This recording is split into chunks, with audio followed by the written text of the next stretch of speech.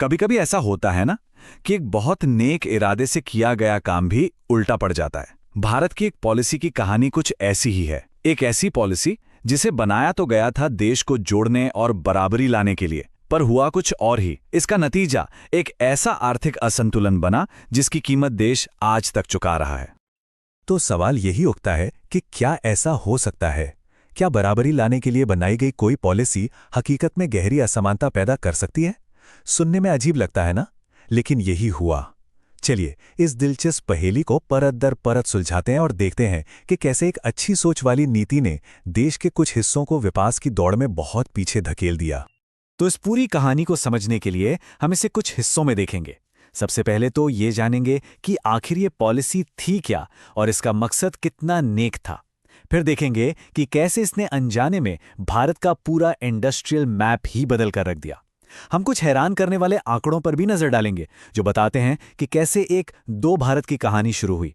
और फिर बात करेंगे इसकी मानवीय और राजनीतिक कीमत की। और आखिर में हम इस सवाल का जवाब ढूंढेंगे कि क्या यह भारत का एक पॉलिसी मेड अभिशाप था। चलिए शुरू करते हैं पहले हिस्से से। आखिर इस पॉलिसी के पीछे सोच क्या थी, इसका इरादा क्या था? तो इस पॉलिसी का नाम था फ्रेट इक्वलाइजेशन पॉलिसी या एफईपी।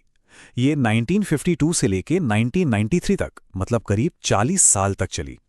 और इसका कॉन्सेप्ट आप कह सकते हैं बहुत सीधा साधा था। सरकार ने कहा कि देखो, कोयला, लोहा, स्टील, ये जो भी जरूरी कच्चा माल है, इसके ट्रांसपोर्ट का खर्चा हम देंगे, मतलब सब्सिडी देंगे। मकसद ये था कि भारत में कहीं भी फैक्ट्री लगाओ, चाहे वो मुंबई के पास हो या झारखंड की खदान के ठीक बगल में, कच्चा माल सबको एक ही कीमत पर मिलना चाहिए। आप कह सकते हैं ये उस जमाने का एक देश एक कीमत वाला आइडिया था। अब सवाल यह है कि यह काम कैसे करता था। बहुत सिंपल था। मान लीजिए कोयला निकला पूर्वी भारत जैसे बिहार या ओडिशा से, अब उसे भेजना है महाराष्ट्र।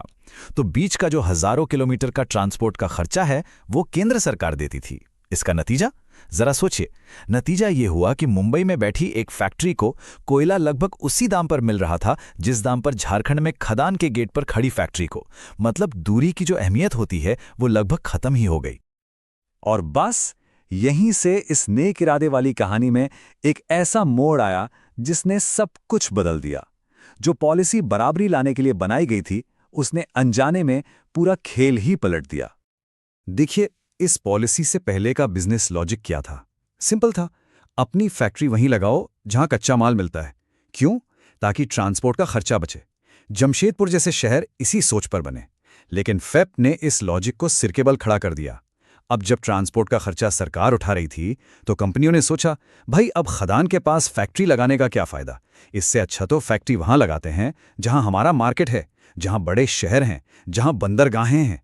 वहां से तैयार माल बेचना और एक्सपोर्ट करना कितना आसान होगा।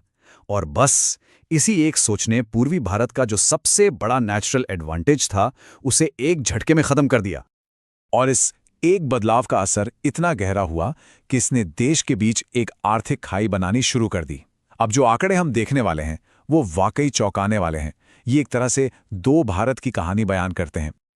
आज शायद यकीन करना मुश्किल लगे, पर एक समय था जब पूर्वी भारत देश का इंडस्ट्रियल गढ़ हुआ करता था, एक पावर हाउस। सोचिए, 1950 के आसपास देश का लगभग 92% स्टील सिर्फ पश्चिम बंगाल और तब के बिहार में बनता था। ये इस इलाके की औद्योगिक ताकत की नींव थी। लेकिन एफईपी लागू होने के बाद तस्वीर पूरी तरह से बदल गई। सिर्फ एक राज्य का उदाहरण लेते हैं, बिहार। 1960 में बिहार की प्रति व्यक्ति आय नेशनल एवरेज का करीब 70% थी, ठीक ठाक थी। लेकिन 40 साल बाद साल 2000-2001 तक ये आंकड़ा गिरकर सिर्फ 31% रह गया, आधे से भी कम। ये किसी राज्य की धीमी आर्थिक मौत की तरह था जो दशकों तक चलती रही। और ये गिरावट सिर्फ बिहार तक ही सीमित नहीं थी। एफएपी के दौर में एक अजीब सी तस्वीर बनी। एक तरफ बिहार, ओडिशा, मध्य प्रदेश जैसे खनिज से भरपूर राज्य थे जो पिछड़ते जा रहे थे, और दूसरी तरफ महाराष्ट्र, गुजरात, तमिलनाडु जैसे तटीय राज्य थे जिनकी तरक्की रॉकेट की तरह ऊपर जा रही थी। ऐसा लग रहा था मानो विकास की गंगा ने अपना रास्ता ही बदल लिया हो। लेकिन ये कहानी सिर्फ जीडीपी और आंकड़ों की नहीं है ना? इस आर्थिक गिरावट का असर लोगों पर पड़ा। इसकी एक बहुत बड़ी मानवीय और राजनीतिक कीमत भी चुकानी पड़ी। सोचिए, जब आपके इलाके में फैक्ट्रियां लगनी बंद हो जाएं तो क्या होगा? सीधी सी बात है, नौकरियां खत्म हो जाएंगी, खेती के अलावा कोई काम नहीं बचेगा। नतीजा ये हुआ कि गरीबी बढ़ने लगी। लाखों लोगों को अपना घर, अपना गांव छोड़कर काम की तलाश में दूसरे राज्यों में पलायन करना पड़ा। और पीछे क्या रह गया? कमजोर पब्लिक सर्विसेज, खराब स्कूल, टूटी सड़कें, बीमार अस्पताल। और जब ऐसी निराशा और पिछड़ापन फैलता है तो सामाजिक अशांति और बड़े बड़े क्षेत्रीय आंदोलन भी जन्म लेते हैं। आखिरकार 1993 में सरकार ने इस पॉलिसी को खत्म कर दिया, लेकिन तब तक शायद बहुत देर हो चुकी थी। जो नुकसान होना था वो हो चुका था।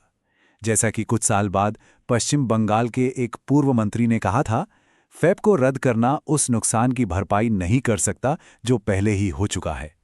ये शब्द उस दर्द को, उस टीस को दिखाते हैं जो शायद आज भी उन इलाकों में महसूस की जाती है। और ये सब हमें एक बहुत बड़े और गहरे सवाल पर ले आता है। क्या भारत ने अनजाने में एक अच्छी सोच के साथ अपने ही कुछ राज्यों के लिए एक रिसोर्स कर्स यानी संसाधन अभिशाप तैयार कर दिया था? अब ये संसाधन अभिशाप क्या चीज़ है? इकोनॉमिक्स में ये एक बहुत दिलचस्प कॉन्सेप्ट है। इसे पैराडॉक्स ऑफ प्लेंटी भी कहते हैं, मतलब बहुतायत का विरोधाभास। ये उस सिचुएशन को कहते हैं जब कोई जगह प्राकृतिक संसाधनों जैसे खनिज, तेल से तो भरी होती है, लेकिन फिर भी वो इलाका गरीब रह जाता है, वहां विकास नहीं हो पाता। और सिर्फ हम ही नहीं कह रहे, लंदन स्कूल ऑफ इकोनॉमिक्स के एक जाने माने स्कॉलर स्टुअर्ट कोब्रिज ने तो साफ साफ लिखा है कि एफईपी ने पूर्वी भारत पर संसाधन अभिशाप का एक वर्जन थोप दिया था, जैसा कि अक्सर अफ्रीका के कुछ देशों में देखा जाता है।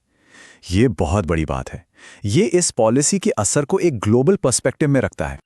तो आखिर में हुआ क्या? नतीजा ये हुआ कि पूर्वी राज्य सिर्फ एक खदान बनकर रह गए, एक ऐसी अर्थव्यवस्था जहां से सिर्फ कच्चा माल निकाला जाता था। उनका कोयला और लोहा देश के दूसरे हिस्सों की फैक्ट्रियों को चला रहा था, वहां तरक्की ला रहा था, जबकि वो खुद गरीबी में जी रहे थे।